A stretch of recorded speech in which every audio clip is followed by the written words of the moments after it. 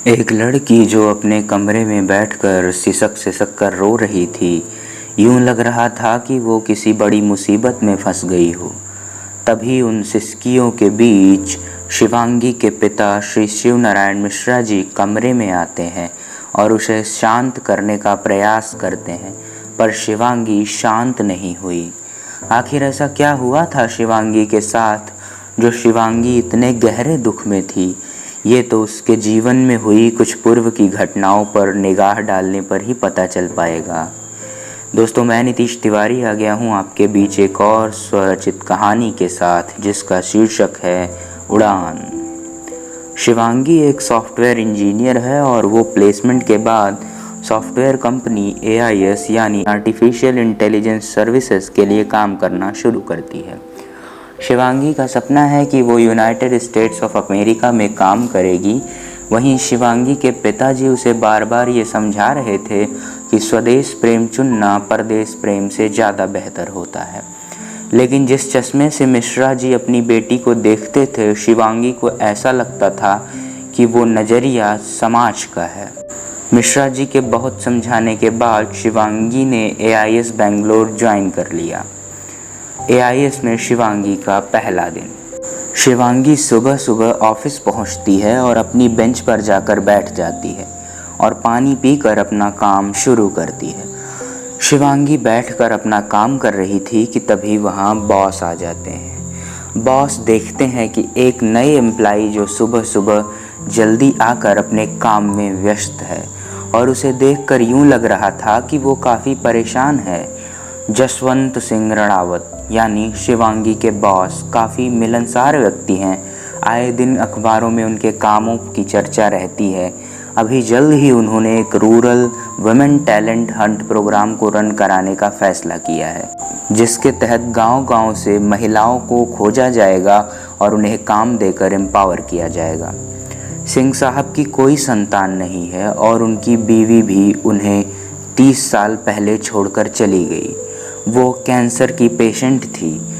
पर सिंह साहब का व्यवहार इन सब घटनाओं को झेलने के बाद भी अपने कर्मचारियों से कुछ यूं है कि वो ये हमेशा कहते हैं कि भले उनकी कोई संतान नहीं, पर सभी कर्मचारी उनके लिए उनकी संतान हैं। सिंह साहब अपने केबिन में जाते हैं और चपरासी से कहकर शिवांगी को अपने केबिन में बुलवाते हैं। शिवांगी सिंह साहब के पास जाती है और सिंह साहब उससे उसकी परेशानी पूछते हैं, जिस पर शिवांगी कुछ इस प्रकार जवाब देती है कि सिंह साहब को बिना शिवांगी के बताए उसकी परेशानी का पता चल जाता है और शिवांगी को वापस काम पे भेज देते हैं और उससे बाद में मिलने को कहते हैं। सिंह साहब को शिवांगी के बात करने का तरीका पसंद आता है और शिवांगी के बात करने के तरीके में लीडर के गुण नज़र आ रहे थे। सिंह साहब पहली मुलाकात में ही शिवांगी से इम्प्रेस्ड हो गए थे। एक दिन शिवांगी अपना काम कर रही थी कि सिंह साहब स्वयं उसके पास गए और उसे उस दिन की प्रेजेंटेशन लीड करने को कहा, क्योंकि किसी कारणवश मैनेजर गुप्ता वहां नहीं थे। सिंह साहब का ऐसा करना शिवांगी को आम सा लग रहा था, पर ऐसा था नहीं। शिवांगी प्रेजेंटेशन हॉल में जाती है और वह बिना किसी तैयारी के प्रेजेंटेशन देती है और वहाँ के लोगों को उसकी प्रेजेंटेशन इतना पसंद आई कि वो डील शिवांगी के बोलने के तरीके से इम्प्रेस होकर AIS को मिल जाती है। फीमेल वेलफेयर ऐप मेकिंग की डील मिलने के बाद सिंह साहब काफ़ी खुश थे और उसी खुशी में सिंह साहब ने शिवांगी को उस ऐप मेकिंग टीम को लीड करने को कहा। दूसरे दिन शिवांगी ऑफिस जल्दी जाती है और मैनेजर गुप्ता ने उसकी टीम में कुछ ऐसे एम्प्लॉइज़ को डाल दिया था जो आलसी और कामचोर किस्म के थे। यह बात शिवांगी को नहीं पता थी, पर ये सारी चीज़ें सिंह साहब के कहने पर हो रही थीं, क्योंकि वो शिवांगी को टेस्ट करना चाहते थे। शिवांगी ने ऐप मेकिंग प्रोजेक्ट को करीब 2 महीने में लगभग पूरा करवा दिया और पूरा ऑफिस हैरान था कि आखिर ये हो कैसे गया। शिवांगी ने इस ऐप मेकिंग प्रोजेक्ट को उन लोगों के साथ मिलकर पूरा किया था जो हमेशा लेट लतीफ़ आया करते थे, काम सही से नहीं किया करते थे और हर वक्त डांट खाया करते थे। शिवांगी के इस कारनामे ने उन सभी को तारीफ का पात्र बना दिया और सभी की सैलरी बढ़ा दी गई। सिंह साहब ने शिवांगी को अपने केबिन में बुलवाया। शिवांगी उनके केबिन में जाती है। मैं आई कम इन सर? हाँ यस प्लीज़, आओ शिवांगी आओ। सर वो आपने मुझे बुलाया था? हाँ वो एक ज़रूरी बात करनी थी कि क्या तुम मैनेजर का पद लेना चाहोगी? शिवांगी चौंक जाती है। सर पर मैनेजर तो गुप्ता जी हैं और सभी सीनियर्स के होते हुए मैनेजर, वो भी मैं, और इतनी जूनियर मैं कैसे बन सकती हूँ? हाँ मैं तुम्हारी बात समझता हूँ, पर वो बात कुछ ऐसी है कि हमारी एक ब्रांच है जो यूएसए में खुलने जा रही है और मैं और सीनियर्स का तुम्हारे इन 1.5 सालों के रिकॉर्ड और परफॉर्मेंस को देखने के बाद ये मानना है कि तुम्हें इस नई ब्रांच का मैनेजर बनाया जाए। और जहाँ तक बात है गुप्ता जी की, तो हमने पहले उन्हीं को अप्रोच किया था, पर उन्होंने हमारे प्रस्ताव को ठुकरा दिया। फिर हमें लगा कि तुम्हें चुना जाए। तो क्या तुम तैयार हो Shivangi? Yes sir, I am ready. Shivangi खुश थी और उसने पूछा, हमें कब निकलना होगा सर? क्या मैं अकेले जाऊंगी? नहीं नहीं, तुम्हारे साथ मैं भी चलूँगा, और अभी तो बहुत वक्त बचा हुआ है, 8 महीने का। पर सर मेरे डैड यहाँ अकेले कैसे रहेंगे? मेरे लिए उनको देखना थोड़ा ज़रूरी है, क्योंकि उनके बिना रहना मेरे लिए कठिन होगा। कोई नहीं, कुछ दिन बाद उन्हें भी बुला लेना। Okay sir. शिवांगी ऑफिस से घर जाती है और घर पहुंचने पर शिवांगी अपने पिताजी के पास जाती है और उन्हें अपने यूएसए जाने के बारे में बताती है। शिवांगी के पिताजी उसके निर्णय से चौंक जाते हैं। ये क्या कह रही हो तुम? क्या तुम्हें ये निर्णय लेने से पहले मेरा ख्याल नहीं आया? माँ तुम्हारी अब नहीं रही, पर तुम भी अब मुझे छोड़ दोगी तो मैं तो अकेला ही हो जाऊंगा। पापा आप परेशान मत होइए, मैं कुछ ही दिनों में आपको फिर बुला लूँगी। बात बुलाने की नहीं है, बात देश छोड़ने की है, और मैं ये देश नहीं छोड़ सकता। तुम्हारे लिए तुम्हारी माँ के जाने के बाद मैंने आर्मी से वॉलंटरी रिटायरमेंट लिया और तुम इस देश को छोड़ने की बात कर रही हो। पापा मैं अपने फ्यूचर से कंप्रोमाइज़ नहीं कर सकती, जैसे आपको करना पड़ा मेरी वजह से। वाह, तुमने तो तुम्हारे प्रति मेरे प्यार को कंप्रोमाइज़ का नाम दे दिया। शिवनारायण शिवांगी को समझा चुके थे और शिवांगी को उनकी बातें ऐसी लगीं कि यदि शिवांगी मिश्रा जी की बात मानती तो उसे अपने फ्यूचर के साथ कंप्रोमाइज़ करना पड़ता। 8 महीने बीत जाते हैं। 12 दिसंबर ये थी तारीख शिवांगी के यूएसए जाने की। शिवांगी पिताजी का पांव छूकर निकल जाती है। शिवांगी भावनाओं के सैलाब में गोते लगा रही थी, पर वो उन्हें व्यक्त नहीं कर पाई। वो बताना तो चाहती थी अपने पिता को कि वो उनसे कितना प्रेम करती है, किंतु उसके कर्तव्यों ने उसे बांध रखा था। शिवांगी एयरपोर्ट पहुंचती है और वहां सिंह साहब उसका इंतज़ार कर रहे थे। शिवांगी ने अपने अश्रुओं को छिपाने के लिए आंखों पर काला चश्मा लगा रखा था। शिवांगी अपने सभी डॉक्यूमेंट्स वेरीफाई कराकर फ़्लाइट में जाकर बैठ जाती है। फ़्लाइट के उड़ने का वक्त हो जाता है और शिवांगी अपनी भावनाओं में डूब चुकी थी। शिवांगी शांत थी।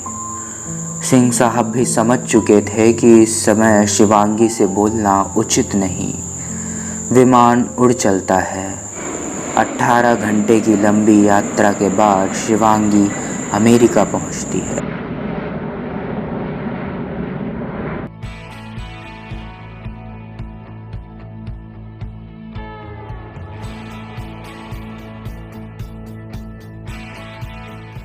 एयरपोर्ट पर सिंह साहब और शिवांगी का जोरदार स्वागत किया जाता है और सिंह साहब का पीए एरिक शिवांगी को होटल छोड़ता है और सिंह साहब वहां से अपने ऑफिस में हो रहे काम को देखने के लिए चले जाते हैं। शिवांगी दूसरे दिन अपने ऑफिस के इनॉग्रेशन के बाद अपने काम में जुट जाती है और धीरे धीरे शिवांगी को इसी तरह वहां रहते रहते 1 साल बीत जाते हैं और शिवांगी ने इन 365 दिनों में अपने पिताजी को अनगिनत बार याद करके अपनी आँखों को नम किया था।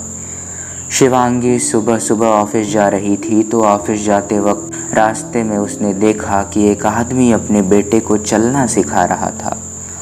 वो दृश्य शिवांगी के दिल में उतर गया और शिवांगी ने अपनी कार वहीं रोककर अपने पिताजी को फ़ोन लगाया। पापा प्रणाम, मैं शिवांगी बोल रही हूँ। शिवांगी के शब्द लड़खड़ा रहे थे। शिवांगी भावनाओं में डूबी हुई थी और बोलने में भी कठिनाई महसूस कर रही थी। हाँ बेटा, खुश रहो। कैसी हो? यहाँ कब आ रही हो? जल्द पिताजी, मैं आपसे बाद में बात करती हूँ, अभी ऑफिस के लिए थोड़ा लेट हो रहा है, मुझे निकलना होगा। इतना कहकर शिवांगी फ़ोन रख देती है। शिवांगी ऑफिस पहुँचती है और उसने देखा कि सभी एम्प्लॉयज़ एक जगह एकत्रित होकर खड़े थे और जैसे ही शिवांगी वहाँ पहुँचती है तो वो सभी एक स्वर में बोलते हैं, कॉन्ग्रेचुलेशंस मैम, आप एमडी बन गई। शिवांगी भाव विभोर थी। पहले उसने सबको थैंक्स किया और उसके बाद अपने केबिन में चली गई। शिवांगी अपनी कुर्सी पर बैठती है और पिताजी को कॉल ही करने जा रही थी कि वहाँ एरिक आ गया, जो शिवांगी का इंडिया का टिकट लेकर आया था और साथ ही साथ उसके पिताजी का वीज़ा और पासपोर्ट लेकर आया था। शिवांगी मिश्रा जी को अपने आने के बारे में बताती है और उसकी बातों से मिश्रा जी काफ़ी खुश थे। जहां शिवांगी अगले 1 महीने में भारत जाने वाली थी, वहीं भारत में बनी नई सरकार ने AIS बेंगलोर के प्रोजेक्ट्स लेकर दूसरी कंपनी को दे दिया और जिससे सिंह साहब की कंपनी जो भारत में थी उसका बड़ा नुकसान हुआ और सिंह साहब ने अपनी US की ब्रांच बेचकर भारत जाने का फैसला लिया। कंपनी बेचकर सिंह साहब शिवांगी और अन्य साथियों के साथ भारत पहुँचे। शिवांगी अपने पिताजी के पास पहुंची कि तभी उसे सिंह साहब के PA एरिक का फ़ोन आया कि सिंह साहब की सड़क हादसे में अचानक मौत हो गई और जाने से पहले सिंह साहब ने अपनी कंपनी शिवांगी के नाम कर दी थी। शिवांगी के लिए ये बहुत बड़ा सदमा था। सिंह साहब के जाते ही कंपनी बड़े कर्ज में डूब गई और शिवांगी ने उसे कर्ज से उबारने के लिए कंपनी को बेचने का फैसला लिया और जो कम पैसों के शेयर्स थे उन्हें अपने पास रख लिया। शिवांगी के US जाने के बाद मिश्रा जी ने पेंशन लेने से ये कहकर मना कर दिया कि उन्हें अब पेंशन की ज़रूरत नहीं और जो पैसे उन्हें दिए जा रहे हैं उसे गरीबों को दे दिया जाए। संसाधनहीनता ने शिवांगी का मनोबल गिरा दिया था और शिवांगी अपने कमरे में बैठकर सिसक सिसक कर रो रही थी। शिवांगी के पिताजी कमरे में जाते हैं और शिवांगी को शांत करने का प्रयास करते हैं, पर शिवांगी शांत नहीं हुई। बहुत समझाने के बाद शिवांगी शांत हुई और दूसरे दिन एक बैंक में इंटरव्यू देने जाने का फैसला किया और जब उसने इंटरव्यू दिया तो उस बैंक ने उसे 25,000 महीना पे काम पर रख लिया। काम के प्रति शिवांगी पूरी समर्पित थी और वो ईमानदारी से अपना काम कर रही थी, पर उसे उसी बीच कुछ रूढ़िवादी विचारधारा वाले लोग भी मिले जिनको ये कहते सुना गया कि लड़कियों की जगह घर में होती है और ये उच्च स्तर को प्राप्त भी कर लें तो उस ऊंचाई को संभाल नहीं पाती। कभी कुछ ये भी कहते कि लड़कियों को घर के बाहर भेजना उचित नहीं।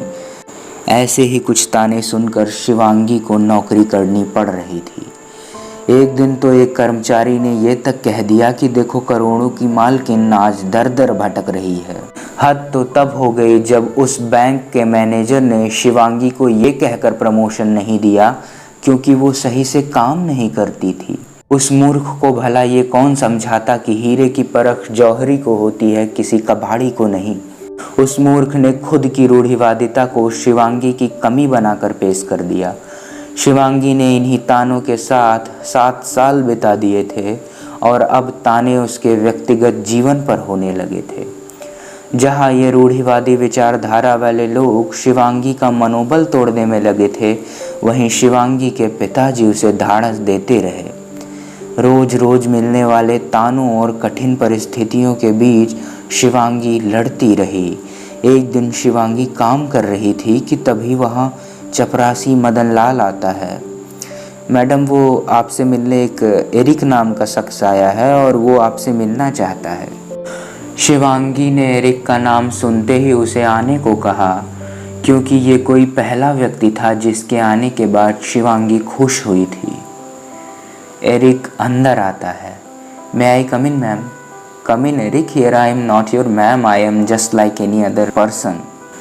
Ma'am, I have some important news for you and it's really very important, ma'am.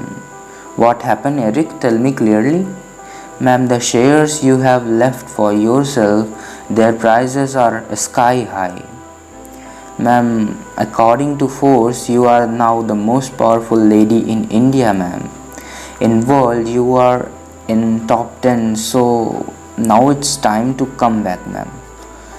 Shivangi ये सुनते ही भाव विभोर होकर ज़मीन पर बैठ जाती है और खुशी से रोने लगती है। शिवांगी एरिक को जाने को कहती है। शिवांगी मैनेजर के केबिन में जाती है। May I come in sir? Manager Shivangi को अंदर बुलाते हैं। क्या बात है? सर, वो ये मेरा रेजिग्नेशन लेटर और thank you for your services and your help in my difficult time sir, and thank you sir, good bye sir. ये कहकर शिवांगी वहाँ से चली जाती है और जब शिवांगी वहाँ से जा रही थी तो टीवी पर आ रहा था कि भारत की शिवांगी मिश्रा बनी भारत की सबसे शक्तिशाली महिला, विश्व में भी पहुँची 9वें स्थान पर। शिवांगी ने अपनी कंपनी का नाम बदलकर AIS की बजाय RAIS यानी रणावत आर्टिफिशियल इंटेलिजेंस सर्विसेज रख दिया और शिवांगी ने एक ऐसी उड़ान भरी जो थी बियॉन्ड द लिमिट। तो दोस्तों, आज की कहानी कैसी लगी और ऐसी अन्य कहानी सुनने के लिए मेरे चैनल को सब्सक्राइब करें, वीडियो को लाइक करें, शेयर करें और बेल आइकन दबाना ना भूलें ताकि आपको मेरी सारी इम्पोर्टेंट अपडेट्स मिलती रहें। और मेरा आपसे एक बहुत ही ज़रूरी सवाल है, तो मुझे ये बताइए कि जिस चश्मे से शुरुआत में मिश्रा जी अपनी बेटी को देख रहे थे, आपको क्या लगता है कि वो उचित था या अनुचित? अब इसका निर्णय आप ही कीजिए, और यदि सही आपको लगता है कि उनका निर्णय उचित था तो क्यों, और यदि नहीं तो क्यों? मिलूँगा फिर इसी तरह की और कई कहानियों के साथ। तब तक के लिए नमस्कार दोस्तों, बहुत बहुत शुक्रिया आपका, बहुत बहुत धन्यवाद। Subscribe my channel, press the bell icon, hit the like button, comment and share.